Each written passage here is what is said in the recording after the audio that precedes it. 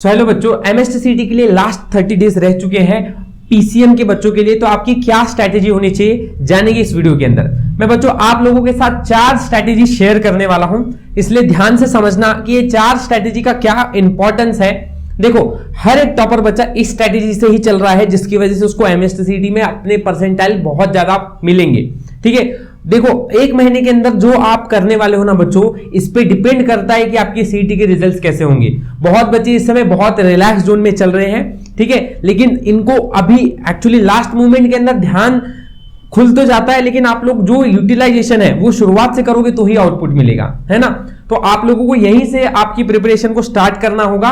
देखो 4 पॉइंट्स कौन से हैं। पहला कि अभी आप एमएसटीसीटी के लिए जो प्रिपरेशन कर रहे हो, ठीक है, जैसे आप फिजिक्स, केमिस्ट्री या मैथ्स कर रहे हो, बच्चों सबसे पहली चीज तो आप अपने फॉर्मूले को प्लस जितने भी नोट्स हैं ये अच्छी तरह से बना रहे हो क्या, ये सवाल आपको पूछना है। ठीक है, सारे नोट्स आप कैसे करते हो, कहीं आप YouTube पे वीडियोस देख रहे हो, आप अपने कॉलेज के अंदर पढ़ रहे हो, कहीं पर भी पढ़ रहे हो, आप अच्छी तरह से वो नोट्स बना ही नहीं रहे हो। कोई लिखा है तो आप वो देख के लिख रहे हो, है ना, किसी ने लिखा है तो वही चीज आपके पास है, स्क्रीनशॉट मारा हुआ है मोबाइल के अंदर, ठीक है, या फिर कॉलेज के अंदर दिया गया है और उसको मतलब कहां पर कुछ भी लिखा है, ऐसे नहीं। ठीक है, ये नोट्स बनाने का कोई तरीका सही नहीं है। आपके नोट्स जो बन रहे हैं, जो फॉर्मूलेज बन रहे हैं, वो आप लोगों ने अच्छी तरह से बनाया है क्या, है ना, उसके लिए आप लोगों ने अपने हाथों से लिखना है, उस चीज को रिवीजन करना है। ठीक है, ये फॉर्मूले और नोट्स चीजों हैं जो जाकर लास्ट में आप लोगों को हेल्प करेंगे रिवीजन करने के लिए, है ना। तो सबसे पहला जो बहुत बच्चे गलती करते हैं, उन लोगों को नोट्स खुद के हाथ से उन्होंने बनाया ही नहीं है ना। पहली चीज आपको यही कंप्लीट करना है। आप आज से, अभी से, है ना, अपने नोट्स खुद से अपने हाथ से बनाएंगे, ये एक बात ध्यान में रखें। और अच्छी तरह से उसको जब लिखोगे ना तो आपके दिमाग में अच्छी तरह से बैठेगा, वो रिवाइज होगा आप लोगों को, है ना। आप जिस समय रिकॉल करने की कोशिश करोगे तब रिकॉल होगा आप लोगों को। तो ये बहुत इंपॉर्टेंट है कि आप अपने फॉर्मूले नोट्स पीसीएम के अच्छी तरह से बनाओ। ठीक है, ये पहली स्ट्रैटेजी है, ध्यान में रखना इसको। दूसरा इंपॉर्टेंट है जो कि मैं बहुत बच्चों को देख रहा हूं इस समय, बच्चों रहे बहुत कम दिन है और एमएसटीसीटी के लिए आप लोगों का कैलकुलेशन अभी भी अच्छा नहीं है। बहुत बच्चे फॉर्मूले डाल तो देते हैं लेकिन उनको कैलकुलेशन ही करना नहीं आता है। बच्चों ये एमएसटीसीटी है, अगर आपने सही में लास्ट में कैलकुलेट करके सही आंसर निकाला तो ही उसके 1 मार्क्स मिलने वाले हैं। ठीक है, आपको आधा कंसेप्ट पता है, सीटी को उससे कोई लेना देना नहीं है, एमसीक्यूज है तो पूरा प्रॉपर सॉल्विंग होना चाहिए, राइट। तो कैलकुलेशन ये बहुत इंपॉर्टेंट पार्ट हो जाता है आप लोगों का कि आपको ये अच्छी तरह से आना ही चाहिए।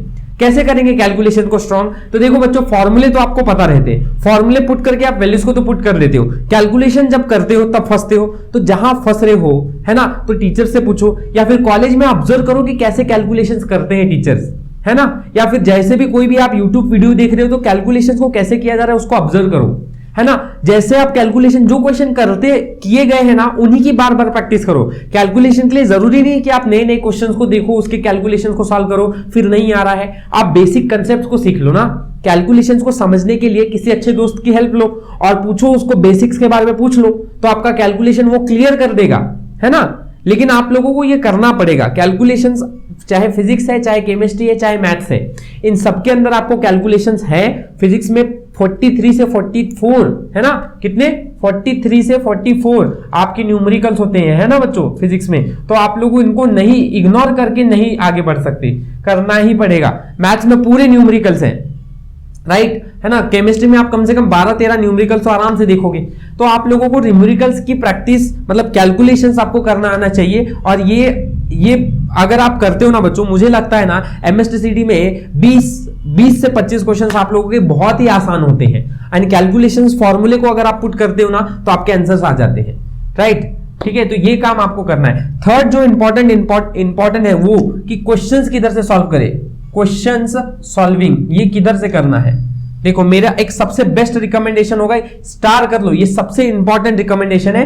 पीवाईक्यूज 2024 को अटेम्प्ट कर रहे हो ना बच्चों, है ना, 24 के लिए एग्जाम देने जाने वाले हो तो ध्यान में रखो पीवाईक्यूज 2021 के, 22 के और 23 के लास्ट 3 इयर्स के प्रीवियस ईयर क्वेश्चंस अच्छी तरह से कर लो, अच्छी तरह से कर लो। मेरे को मैं 1-2 साल अभी तो एक्चुअली मैं देख रहा हूं प्रीवियस ईयर क्वेश्चन एमएसटीसीटी के 2023 के क्वेश्चन जो हैं वो 2022 में पूछे गए एज इट इज कुछ क्वेश्चंस हैं, कुछ नहीं बहुत हैं।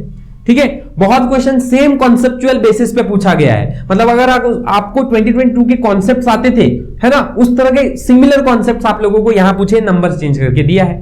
बच्चों आप आराम से 25 क्वेश्चन फिजिक्स में, केमिस्ट्री में 30 से 35 क्वेश्चन और मैथ्स में 20-22 क्वेश्चन आप लोगों के आराम से सॉल्व कर सकते हो अगर आपने प्रीवियस ईयर क्वेश्चंस ही अच्छी तरह से किए हैं तो भी।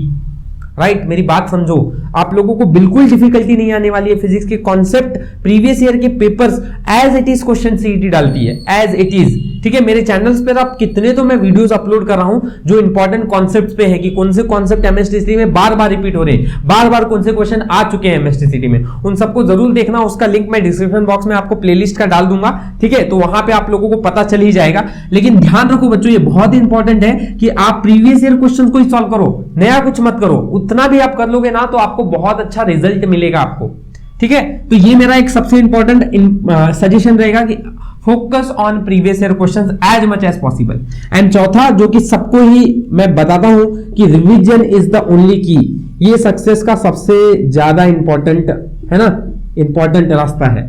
अगर आपको रिवीजन नहीं कर रहे हो तो फिर कैसा है कि आप कंसेप्ट तो पढ़े, ठीक है, लेकिन उसको सॉल्व करने ही नहीं आए। रिवीजन क्यों इंपॉर्टेंट होती है? बहुत बच्चे ये रिवीजन ही नहीं करते, उनको लगता है हमें आता है। अरे बच्चों, आपको वो चीज जो 1 महीने पहले पढ़ी हो वापस रिवाइज आना, वो वापस रिकॉल होना चाहिए। एंड एक्चुअली इतना सारा सिलेबस है ना कि हर चीज को पढ़ने के लिए आपके पास टाइम एक तो नहीं है। आप मुश्किल से उस चीज को पढ़ते हो एंड पढ़ने के बाद वापस से भूल जा रहे हो। क्यों? क्योंकि आप फिर से नया पढ़ने लग जा रहे हो। तो एक बात ध्यान में रखो, हमेशा फोकस करो कि आप अपने दिन के अंदर 1 घंटा ऐसा टाइम निकालो जहां आप रिवीजन कर सकते हो अच्छी तरह से।